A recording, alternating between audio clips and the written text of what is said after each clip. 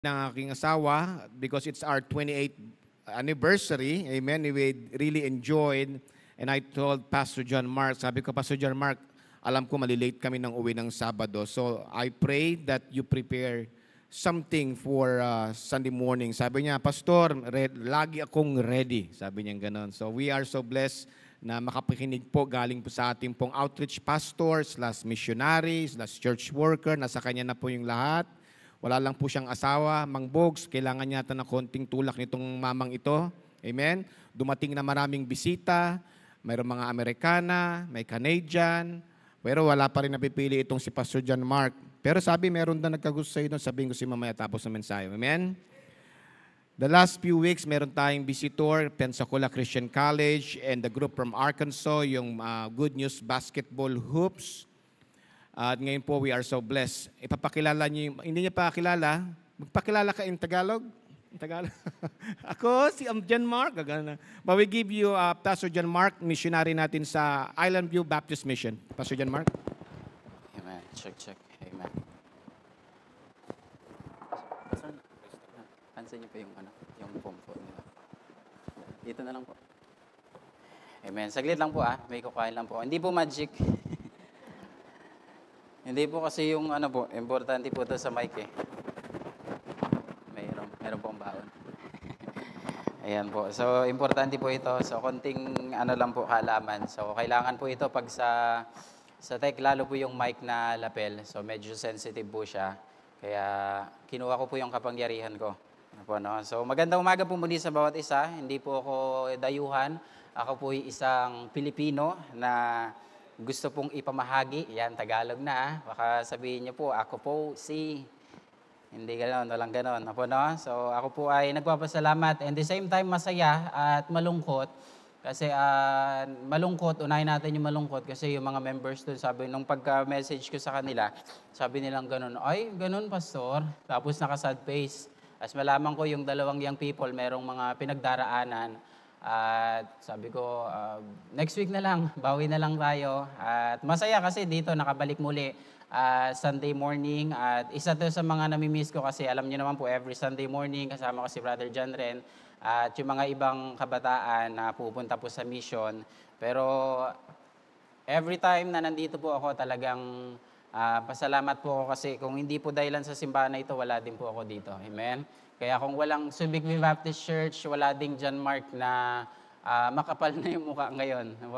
Walang John Mark ngayon natatayo sa harap. Kaya salamat sa kabutihan ng Panginoon. So for this morning po, hayaan niyo po na tayo po ay mag-aral po ng salita ng Diyos in the book of 1 Samuel chapter 18. Samahan niyo po akong magbasa po at tayo po tayong lahat as we read God's Word. 1 Samuel chapter 18.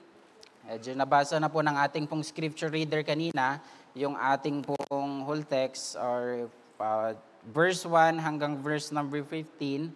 Pero ating pong bibigyang pansin na lang po, isang verse na lang po para hindi po tayo humaba ng mahabang oras. Kasi last time po na pansin ko, second points pa lang po tayo. Hindi ko po alam kung last Wednesday, 2 weeks ago, kung kailan yon. Second point pa lang po tayo, 7:51 na kaya babawi po ako ngayon para po matapos natin ang hindi nagmamadali yung ating pong mensahe. So isang verse na lang po ang ating pong babasahin sa umaga pong ito. At sana po ito po yung mabigyan natin ng pansin sa ating pong pag-aaral.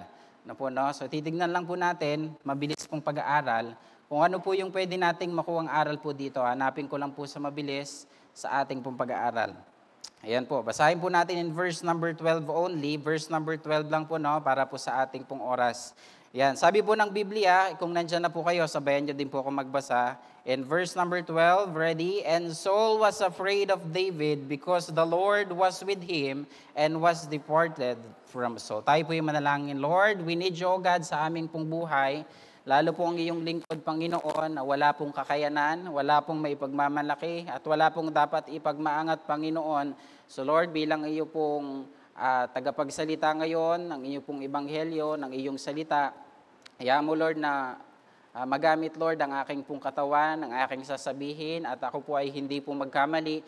Tanging ang salita mo lang, Panginoon, ang isang maipahayag, Panginoon. Alisin mo, Lord, yung anumang gawain ng diablo, Panginoon, yung anumang antok, anumang panggugulo, o anumang bagay, Panginoon, para po kami ay madistract. So, Lord, hayaan niyo po kami sa oras na ito na kami po ay makikinig, Hindi lang po makikinig, pagkos merong pong matutunan at i-apply namin sa aming pong buhay. So Lord, be with us. He must increase, but I must decrease. We thank you, Lord, and we love you in Jesus' name. Amen and amen. You may be seated po. Ang ating pong title for this morning, it's all about when storms come in our lives. No po, no? So kasi po this month ay pinapag-aralan po natin yung ating pong topic o yung ating pong theme. It's all about the storm. Yan po yung mga bagay na yun. Kaya kung titingnan po natin sa usapang storm, ay parang ang unang pumapasok sa kaisipan natin, ito yung bagyo. Yes po. Kaya nga po noong 2013, tayo po ay napunta po sa Yolanda para po magbigay po ng tulong at makaabot po ng kaluluwa sa mga taong nangangailangan. At yung 2013, sabi po sa pag-aaral, isa siya sa pinakamalakas, hindi lang pala isa, kundi number 1 siyang pinakamalakas na bagyo na dumating po sa Pilipinas. So alam natin kung ano nangyari at yung mga bagay noon, November 8, 2013, ayan, 4:40 a.m. simula po nangyari. Naka-record po yan sa ating pong Google. Ilan po ba yung taong namatay doon? As record, sabi pong ganon, 6,300. So maari may mga hindi na nasama, maari may mga hindi pa nahanap, pero as record, sabing ganon, 6,300. Yan po yung mga nakalagay doon sa ating pong Google na ating pong na-research about sa mga napagdaanang trahedya ng ating pong bansa. Pero kung titignan po natin, yung bagyo po na yan, at lalo po yung ating team, ay is represent po sa maraming bagay. Storm can be a problem, storm can be a trial, sickness, calamity, at marami pang iba. Kaya nga po sa buhay natin, hindi po natin o hindi tayo makakaligtas sa ganito pong senaryo na lahat tayo ay daraan sa pagsubok, lahat tayo ay darating sa trials, lahat tayo ay darating sa mga calamity, lahat tayo ay darating sa tinatawag na karamdaman. And sometimes yun yung nagiging dahilan para po tayo ay hindi po makapagsimba, hindi po tayo makalapit sa Panginoon. So for this morning, hayaan niyo po ako sa maikling oras sa pag-aaralan po natin about 1 Samuel chapter 18. Ito namang pong senaryo na meron dito kay David, it's all about trial sa kanyang buhay. Meron siyang bagay na ginagawa na tama naman, and yet meron siyang death threat sa buhay niya na walang iba kundi si King Saul. At sa ating pong pagbabasa dito in verse number 6, and it came to pass as they came, when David was returned from the slaughter of the Philistine, eto na po yung nangyari, that the woman came out of all city of Israel, eto po yung nangyari, singing and dancing to meet King Saul. Ibig sabihin pala ito, kaya pala merong singing and dancing dito, para akitin at gustong magbigay ng ibang pamamaraan, etong babae na ito. At sabing ganon, to meet King Saul with tabrets, with joy, and with instrument of music. Ito na, verse number 7, ito po yung naging dahilan, bakit itong si King Saul ay gusto niyang patayin itong si David. And verse number 7, and the women answered one another as they played and said, Saul hath slain his 1,000 and David his 10,000. Kumbaga, binibigyan niya na ito ng pagkukumpara. Sabi niya, di ba hari ka? Bakit napatay mo lang 1,000? Pero ito namang si David na hindi hari, pero napatay 10,000. So ngayon, sa isip ni Saul dito, nagkakaroon na siya ngayon, teka lang, parang tama yung sinasabi ng babae na ito. Parang nagkakadanloko na yung buhay ko dito. Na dapat ako yung masikat kasi ako yung hari. Kaya nga po, to make the long story short is this. Etong si Saul ay nagkaroon ng galit kay David. Sabi niya, dapat ako yung mas marami. Dapat ako yung mas kilala. At sa ganung bagay po, in verse number 11, ito po yung nangyari. And Saul cast the javelin, for he said, I will smite David even to the wall with it, and David avoided out of his presence twice. Nakalimutan ko na po kung ilang beses itong binato si David ng javelin. Ito pong javelin, isang maari gawa sa kahoy na mahaba, na pagdating po sa dulo nun, may tulis, na kayang pumatay ng tao. At sabing ganun sa pag-aaral, na makikita natin dito, hindi man lang nahagip, hindi man lang natamaan itong si David. Why? Kasi nabasa natin kanina, and the Lord was with David. Amen? Kaya makikita natin dito, si David ay merong storm. Hindi lang storm, big storm sa kanyang pong buhay. At gusto siyang patayin. Na kung ilalagay natin sa generation natin ngayon, kung merong gusto mang pumatay sa atin, ang unang gagawin natin for sure, tatawagan natin si Pastor Ode, kung kahit sino man, Pastor, baka may kakilala ka dyan sa station ganito kasi may nagbabanta sa akin eh. Di ba? Minsan ganun tayo eh. Pastor, baka meron kang kakilala dyan sa station 4 na ganito kasi nangyari. Baka pwede nating agad ipa-aresto. Yung mga ganyang senaryo, ano po, no? Pero dito si David, ay walang police station eh. Walang pupuntahan, kundi ang ginawa niya lang ay siya ay nanahimik at sa kanyang buhay ay makikita natin dito sa ating pag-aaral. 3 puntos po ang ating pong-aaralin sa umagang ito. Kaya nga po makikita natin dito sa ating pag-aaral na yung buhay ni David, merong mang malaking storm sa kanyang buhay, merong mang malaking pagsubok sa kanyang buhay, and yet, ito po yung ginawa ni David sa kanyang pong buhay. He behaved himself wisely. He behaved himself wisely in all his ways. For our introduction, ito po isa, behave himself surely. Basahin ko po yung 3 verse na yon. Sabing ganon, Psalms 101, verse number 2. I will behave myself wisely in a perfect way, or when thou comest unto me, I will walk within my house with a perfect heart. Behave himself wisely in all his ways. 1 Samuel 18, verse number 14.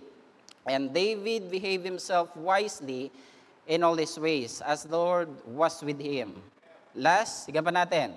Behave himself surely. May mga pinagkaiba po yan, sana hindi po natin mapagsabi, pare-parehas lang namang behave himself. Hindi po. Una, behave himself wisely. Secondly, behave himself wisely in all his ways. Lastly, sa ating introduction, behave himself surely. Sinigurado niya na sa kanyang buhay. Bakit nga ba siya, Pastor, nag-behave dito? Kasi nga, alam niya sa buhay niya na si Saul ay anointed pa rin ng Panginoon, na kahit anumang gawin niya, merong pong senaryo dito eh. Sabi niya ganun, Saul, pwede kitang patayin eh. Pwede kitang gawan ng pamamaraan ko na kaya kita sa isang iglap, kaya kitang patayin. Merong isang senaryo dito, sa mga susunod pang mga verses and chapter, yung dulo ng damit ni Saul, kinuwaan ni David. At sabi niya ganun, pinakita niya, pwede kitang patayin, ito yung piraso ng damit mo. Pero after nun, sabi ni David, parang mali pa rin yung ginawa ko.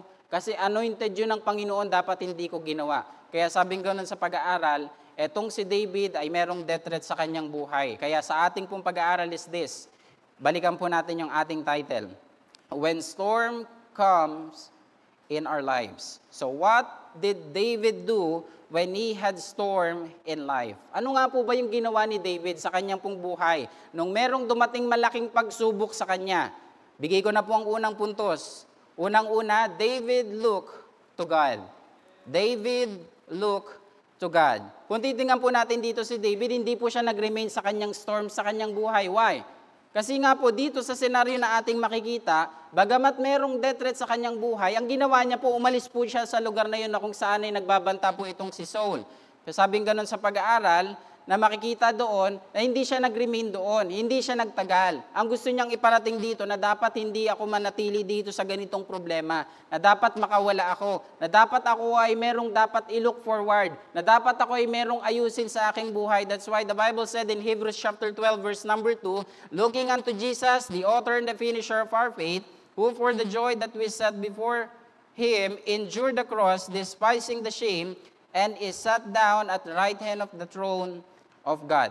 Alam niyo po sa ating pag-aaral po sa umagang ito, yung mga problema po na yan, nandyan lang po yan sa paligid eh. Tama po, di ba? Hindi na nga po tayo nawalan ng problema eh. Ang dami na nga nating pong problema na pinagdaraanan. Pero kung titingnan natin dito, hindi man na-broadcast ni David, siguro kung may Facebook nung panahon na yun, maari hindi niya ginawang mag-post sa Facebook na si Saul, kilala niyo ba itong Saul? O kaya magagawa siya ng yung mga minsang parinig ba minsan sa Facebook, mga post ba kumbaga minsan di ba, may gustong pumatay sa akin, hulaan nyo, guess who? Parang ganun minsan ang nangyayari. Pero dito si David, he never posts his problem on Facebook. Ano po, no? Ito po yung maganda sa lahat eh. Wala mang Facebook noon, tapos ngayon merong Facebook, ang mas maganda natin gawin, wag nating i-post yung problema natin sa social media.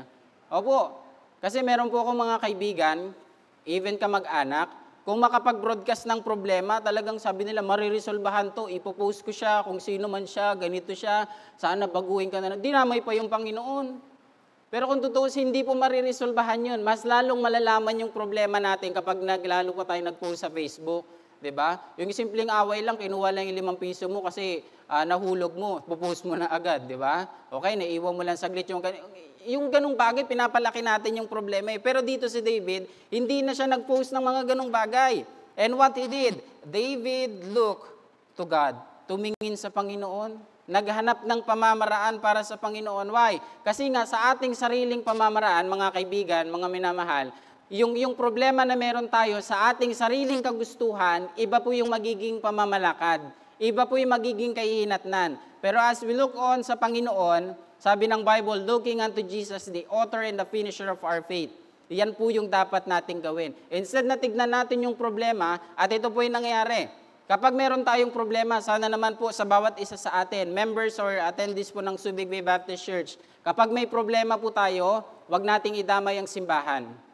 Amen po? Ang ibig ko pong sabihin is this, kapag may problema ka, Pastor, hindi mo na ako makakapag-church kasi hindi, mas kailangan nating magsimba. Amen? Hindi yung lalayo ka at sasabihin mo, kawawa naman ako. Hindi. Tayo yung gumagawa kasi ng paraan para sabihin natin na may problema ako, kawawa. Ilapit natin yung ating sarili. Amen? Ang dapat natin gawin is looking unto Jesus, the author and the finisher of our faith. Yan po yung dapat nating gawin. Kung tutuusin, etong si David, sabi ko nga kanina, kaya niya nang gawin. By the way, si David merong mighty men.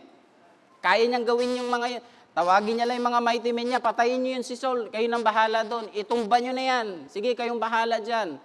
Pero hindi niya ginawa. Why? Because he is looking sa Panginoon. Sana po ganun din po mangyari po sa atin, na tayo po ay magkaroon ng tinatawag na pagtingin sa Panginoon kapag tayo po ay merong pong problema. Kaya nga sabing ganun sa ating pong pag-aaral, etong si David ay naghanap sa Panginoon. Amen? Yun po yung magandang bagay kapag may problema po tayo, hindi po yung mabuting usapan, kundi mabuting usapan na nasa Panginoon. Amen po ba? Parang ayaw po ng iba. Ang usapan po natin dito, mabuting usapan, hindi mabuting usapan. Ano po, no? Hindi man po ako nakatikim ng alak, ng anumang bisyo, pero nakikita ko po yung mga kaibigan ko nung high school ako. Sineseparate nila yung inuman nila sa inuman ko eh. Kasi inuman ko po talaga, sila Brother Jack, sila Marlo, sila Edmond, mga ano po pastor, mga nagbabaon po ng bote ng gin sa school. Tapos doon iinom sa may, Sir Dirknell, sa may kamat sila sa likod, papunta ng bangin. Gagawin nila, may baon silang isang bote ng ganon, sa akin meron din silang ibibigay. Diyos yun. Sabi na, alam namin, di ka uminom, sige, gawin mo na yan. Tapos pag may problema sila, instead na marisolbahan, hindi na ayos. Why? Kasi sa alak pa rin. Yan yung sinasabi ko, na wag nating yung problema, wag gawin sa mabuting usapan, kundi sa mabuting usapan. Saan yun? Ilapit natin yung ating sarili sa Panginoon. Amen? Yan po yung dapat nating gawin. Jude chapter 1. Jude chapter 1 verse 21, keep yourself in the love of God, looking for the mercy of our Lord Jesus Christ unto eternal life. Meron pong isang narinig na quotation, sabi ng isang pastor, sabi niya ganoon, huwag tayong mag-ask ng justice. Ang gawin natin, gas tayo ng mercy. Why? Kasi sa buhay natin, kung hingi tayo sa Panginoon ng justice, walang ganun eh. Ang kailangan natin, mercy sa Panginoon. Paano po ba tayo napunta sa ganitong senaryo na merong justice at merong mercy? Kasi nga po, yung problema na meron sa atin, parati tayong nagdidiman, Panginoon, ganitong pagdadaanan ko. Panginoon, kasalanan mo yan. Panginoon, bakit ganito? Bakit ganyan? Pero we never ask sa Panginoon, Lord, have mercy on me. Amen? Sa buhay ng mga Bible character like Job, amen, like Joseph, anong ginawa nila? They asked for justice? No. Nagingi sila ng awa ng Panginoon. Amen? Yun po yung kailangan natin. Looking unto Jesus. Number 1, David looked to God. Isaiah chapter 45 and verse number 22. Look unto me, and be ye saved all the ends of the earth, for I am God, and there is none else. Kita po natin, for I am God, and there is none else. Micah chapter 1 verse number 7. Therefore, I will look unto the Lord, and I will wait for the God of my salvation. My God will hear me. Isang mabuting halimbawa na meron po dito si David para sa atin, na sa halip tignan yung problema, ang ginawa niya po, ibinigay niya sa Panginoon. Amen? Yan yung sinasabi ng karamihan na ipapasa Diyos ko na lang. Pero nangyayari sa atin, sinasabi lang natin na ipapasa Diyos ko na lang. Pero hawak pa rin natin yung problema na yun na sinasabing ipapasa Diyos ko na lang, pero ayaw mo pa rin bitawan. Dapat ang gawin natin, bitawan mo yung problema at sabihin natin, Lord, hindi ko kaya ito, maawa ka sa akin sapagkat hindi bilang isang tao, wala akong kakayanan na resolbahan ito at tulungan mo ko. Yun po yung dapat natin gawin. Amen? Kaya sabing ganun sa ating pag-aaral, God can fix it, yung problema na meron tayo. Alam ko meron po mga problema sa atin. May mga pinagdaraanan tayo dito sa buhay natin na parang minsan ayaw nating i-share sa ating mga kaibigan, minsan ayaw nating i-share kay pastor, minsan nahihiya tayo na parang gusto na lang nating sariliinin yung ating problema. Pero alam mo mga kaibigan, sasabihin ko sa iyo, mas maganda ibigay natin yan sa Panginoon. Amen? Kaya merong isang song na kinakanta ni Abby yun kasi Collinsworth yun. Basahin ko na lang, baka sabihin niya copyright No po, no? Sabing ganun, God can do anything with anything. He can heal any hurt, any suffering, every cross, every care, every burden He bear, for anyone, anywhere, God can do anything. Ito po maganda sa lahat. He turns nothing into something. He is the giver of life. He is the hope to the hopeless and a sight to the blind. He makes impossible possible. Amen. When there's no other way, He make the blackest sin white as snow. That's why we can say, amen? Kapagkat God can do anything. Yung problema na meron tayo, yung storm na meron sa buhay natin, God can do anything sa buhay natin. Huwag nating hawakan, huwag nating yakapin yung problema, ibigay natin yan sa Panginoon. Amen? Titus chapter 2, verse number 13.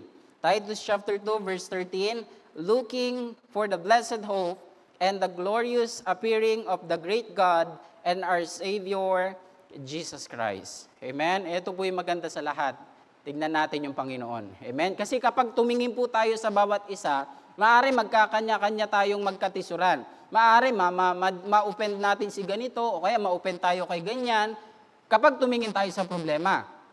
Pero kapag tumingin tayo sa Panginoon, ano man yung mangyari sa buhay natin, merong mang storm na tayong pinagdaraanan, i-conclude natin sa ating buhay, ano man ang mangyari, ako ay manananatiling maglilingkod sa Panginoon. Amen? Wag tayong lumayo. Kasi the more na lumalayo tayo, mas lalong hindi natin makikita yung Panginoon Meron pang isang kanta, sabing ganon, I'm not holding on to Jesus, He's holding on to me. Ibigay natin sa Panginoon. Wag tayong umawak sa Panginoon. Magpahawak tayo sa Kanya. Amen? Kaya point number 2, sa ating pong pag-aaral, point number 2, not only David looked to God, David longs for God.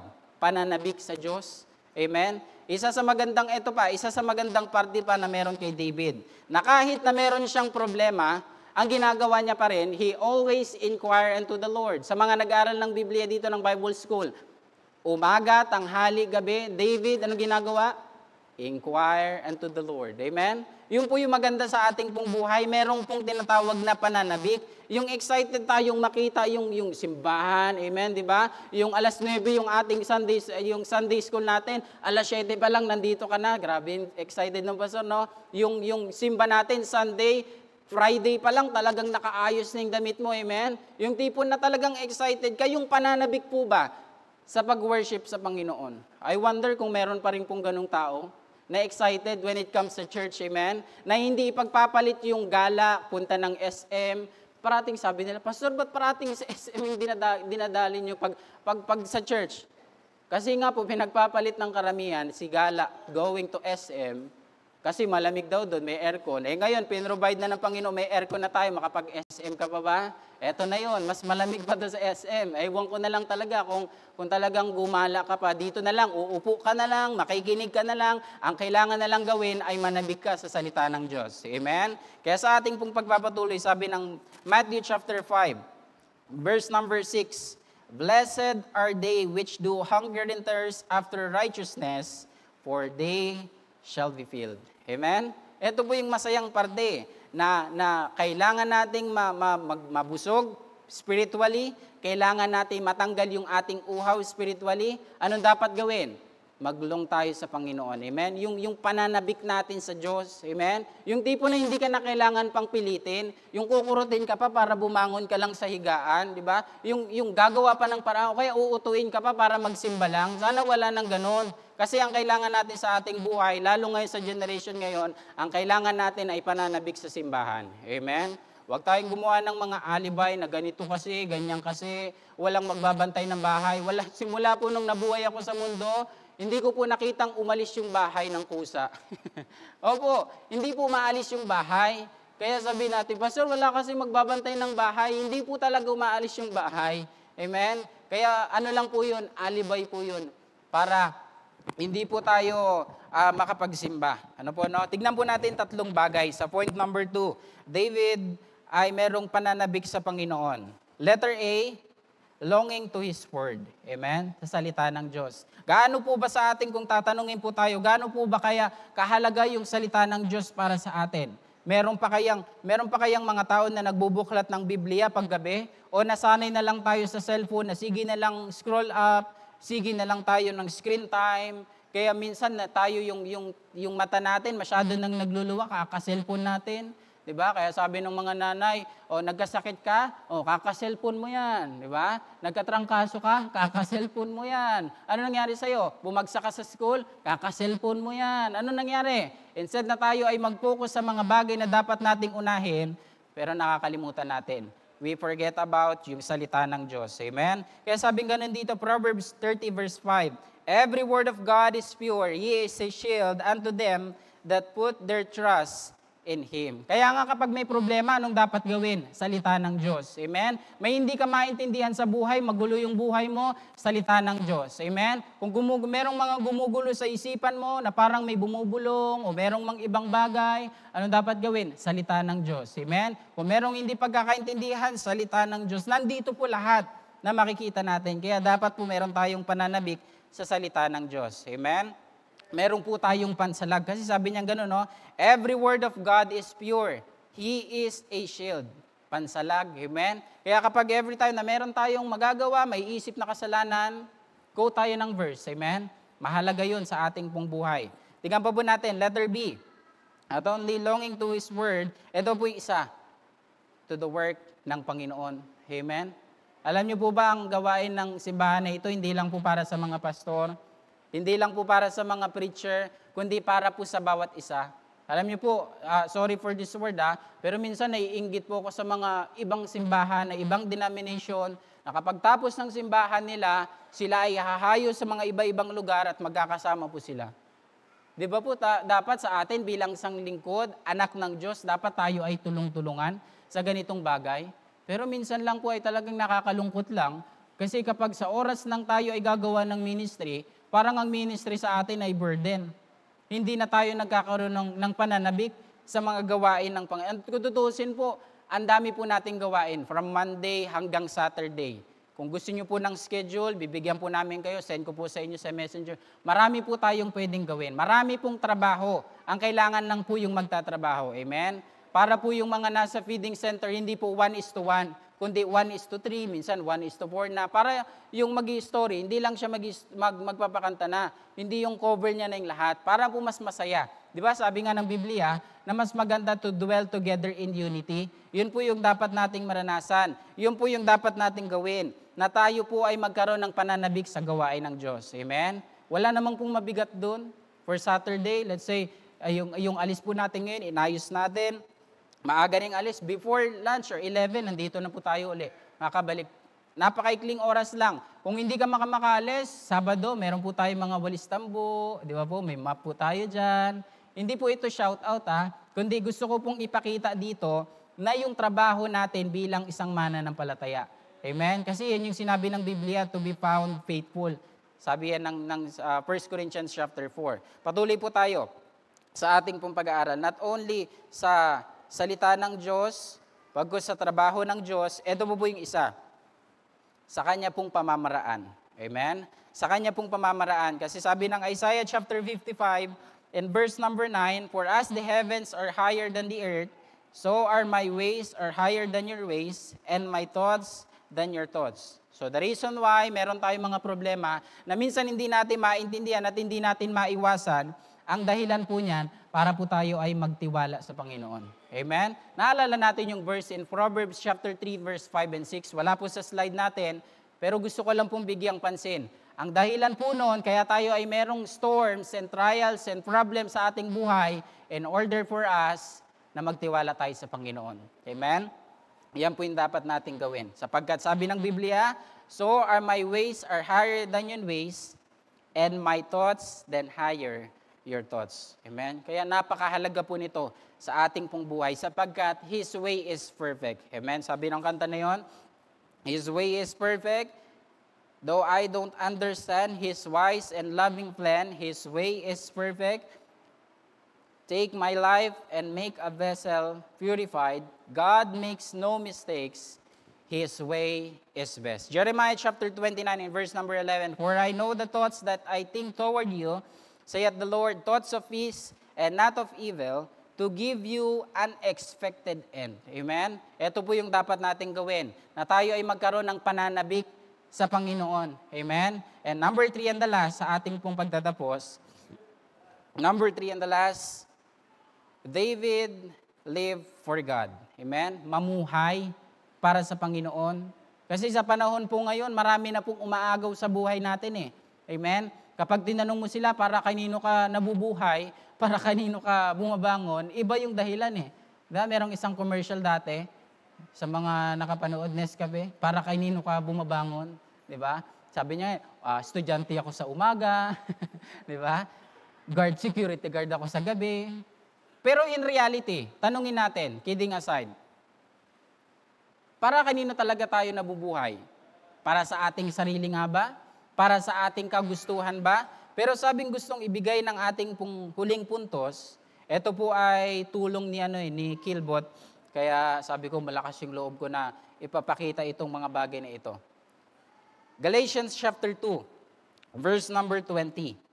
For I am crucified with Christ, nevertheless I live, yet not I, but Christ liveth in me, and the life which now I live in the flesh, I live by the faith of the Son of God, who loved me and gave Himself for me. Alam niyo po ang kailangan po natin dito, yung mamuhay kay Kristo, kailangan po doon pananampalataya. Sapagkat sabi ng Biblia, faith is the substance of the things hoped for and the evidence of things not seen. Hebrews chapter 11 verse number 6, but without faith it is impossible to please Him. Sabi pang ganon, for he that cometh to God must believe that He is, and that He is a rewarder of them that diligently seek Him. Philippians chapter 1 verse 21. We are close na po tayo sa ating message. Philippians chapter 1 verse 21.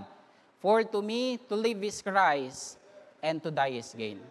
Mga kaibigan, mga bisita, sa bawat isa po dito, paano kaya kung mag-end yung buhay natin? Saan kaya natin nagamit? Amen? Masyado tayo nagpo-focus sa mga ibang bagay and there's nothing wrong sa ganung bagay. Pero paano kaya kapag tinanong tayo ng Panginoon, saan mo naubos yung buhay mo? Saang parte ng buhay mo na nagbigay ka ng oras para sa akin? Minsan yung pagsisimba na lang, kinakatamaran pa natin. Diba? Yung Monday na yon hanggang Saturday, pwede tayong gumawa. Pero pagdating ng Sunday, sabi nga ni Pastor Ode kanina, hindi ito Lord's Hour. Ito ay Lord's Day. Na dapat nating mabigyang pansin ito na kapag merong problema, merong storm sa ating pong buhay, ang dapat nating gawin, mamuhay para sa Panginoon. Amen? Kaya sa ating pong pagtatapos, gusto ng mundo na tatapusin or i-destroy ang ating pong buhay. Pero ang gusto ng Panginoon, sabi ng John chapter 10, to give you abundant life. Mga kaibigan, sana po sa ating pong napag-aralan ngayon, when storms come in our lives, would you look to God? Would you long for God? Would you live for God? Gagawin mo ba yung mga bagay na yan? Pwede ka bang tumingin sa Panginoon? Pwede ka magkaroon ng pananabik sa Panginoon? Pwede ka bang mamuhay para sa Panginoon? Para kapag merong problema sa buhay natin, alam natin yung gagawin natin. Kagaya ng ginawa ni David, tumingin siya sa Panginoon, nagkaroon siya ng pananabik sa Panginoon at siya ay namuhay para sa Panginoon. Sana po sa bawat isa sa atin na hindi lang natin napakinggan yung mensahe, bagkus nagbigay po ito ng aral sa atin, na kapag yung storm o yung trials, yung problem sa buhay natin ay dumating, maaalala natin itong mensahe na ito. Kahit hindi po ako yung maalala, kundi yung mensahe ng salita ng Diyos na kapag merong storm, problem sa buhay natin, anong dapat kong gawin? Napakadali at binawa ko na pong maiksi yung ating mensahe at yung ating points para po mas maalala natin. Kasi lahat po tayo darating sa problema. Lahat po tayo ay merong mga pinagdaraanan at pagdaraanan pa. Pero dahil sabi ng mensahe, kapag dumating ang storm sa buhay natin, tumingin tayo sa Panginoon, manabik tayo sa Panginoon, at mamuhay para sa Panginoon. Sasabihin ko po sa inyo, nung ako po inaligtas 2013, hindi po ako nagsisisi at sinabi ko, na ba naman yan? Bakit pa ako nagsisi ng buhay ko sa Panginoon? Hanggang ngayon po, 2024, sabi ko, salamat kasi merong Panginoon na namatay sa cross para sa akin. Amen? Salamat kasi merong Panginoon na nagbigay ng pag-asa na kung sino ang manampalataya ay hindi mapapahamak bagkus magkakaroon ng buhay na walang hanggan. Pastor, tanong, meron bang pinagkaiba yung mananampalataya sa hindi mananampalataya kapag merong problema? Meron pong malaki. Malaki yung pinagkaiba. Same na merong problema, pero ang pinagkaiba is this. Meron tayong sandigan. Amen? Kaya sabi nga ng kanta si Jesus ang sandigan, di magigiba. Si Jesus ang sandigan, di magigiba. Kasing tatag ng kabundukan, di magigiba. Sa Panginoon po tayo sumandal. Amen? Wala nang iba tayong dapat pangkapitan, pagkatiwalaan. Walang iba kundi ang Panginoon. Kapag dumating yung problema sa buhay natin, anong dapat natin gawin? Hanapin yung Panginoon, manabik sa Panginoon, at mamuhay para sa Panginoon. May the Lord bless us po. Tayo po'y manalangin. Dakilang Diyos na makapangyarihan sa lahat, Lord, alam namin, Panginoon, na marami pang mga bagay na parating po sa aming buhay, na ito po'y magbibigay ng dahilan at masusubok ang aming pong pananampalataya sa iyo. So Lord, tulungan niyo po kami na yung aming napakinggan ngayon, Panginoon, sa umagang ito, ay magkaroon, Panginoon, ng epekto sa buhay namin, magkaroon, Panginoon, ng pagkakaiba, na para pag dumating, Panginoon, ng mga pagsubok, ay meron po kaming dapat gawin na ayon, Panginoon, sa inyo pong salita. Salamat, Lord, sa pribilehiyong magamit, Panginoon, sa simbahan po na ito. Salamat dahilan, Panginoon, ikaw yung Diyos tunay at tapat sa aming pong buhay. Lord, as we continue our service and extend, Panginoon, alam ko, Lord, na meron ka pong kinakausap dito. Ikaw ang siyang manguna, Panginoon, sa aming pong invitation. Huwag mo pong hayaan yung hiya, Panginoon, ang siyang manguna, bagkos kami po ay mag-iisip sa buhay namin na kailangan ka namin at wala ng iba, Panginoon. Sa ilang po lahat ng papuri, Panginoon, ikaw ang aming pong pinapasalamatan sapagkat dakila ka po sa aming pong buhay. He must increase, but I must decrease. We thank you, we love you, Lord, in Jesus' name. Amen and amen.